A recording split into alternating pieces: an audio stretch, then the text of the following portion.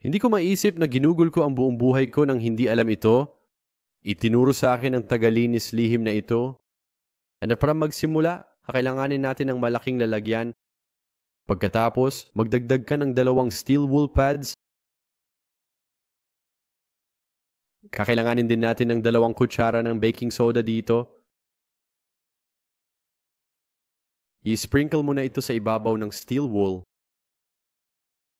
Ngayon, magdagdag din tayo ng mga 7 onsa ng tubig. Maring itong maging gripo tubig sa temperatura ng kwarto. Magdadagdag din tayo ng 3 kutsara ng dish soap. Ang ginagamit ko dito ay may amoy ng niyog, pero huwag mag-atubiling gumamit ng kahit anong gusto mo. And para matapos, magdagdag tayo ng 4 na kutsara ng puting suka dito. And sasamurin kita mo di kasi habang idinadagdag ko ang suka, magkakaroon ng kaunting reaksyon, pero ayos lang yon. Dahil ito sa baking soda. And mga kaibigan, siyang halo na ito ay makapangyarihan.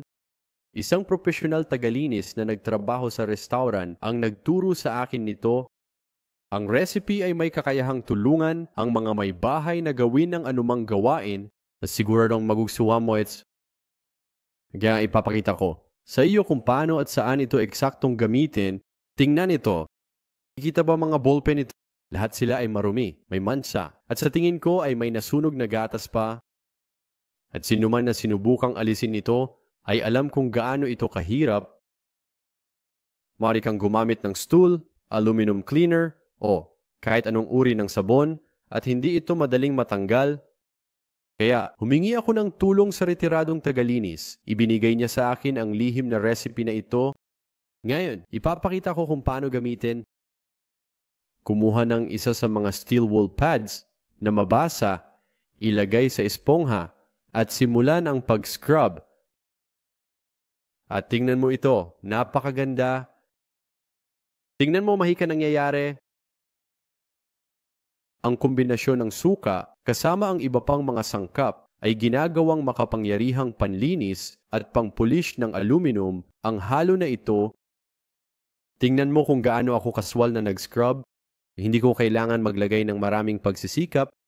Tingnan mo kung paano madaling natatanggal ang dumi at mancha. At bukod sa pagtanggal ng lahat ng dumi, magbibigay din ito ng napakagandang kintab. Nakikita ang magandang kintab ng aluminum, kahanga-hanga. Kaya, kung gusto mong panatilihing nagniningning ang iyong mga kaldero at ayaw mo ring mapagod, nag-scrub, at sa huli ay masaktan ang iyong mga daliri, subukan mo ang recipe na ito. Madali at mabilis lang itong gawin. Gamit ang mga murang sangkap, madali mo itong mahahanap sa kahit anong tindahan. Kaya, huwag mag-atubiling subukan ito. Siguradong magugustuhan mo ang mga resulta. Kaya, ayun na. Sana nagustuhan mo talaga.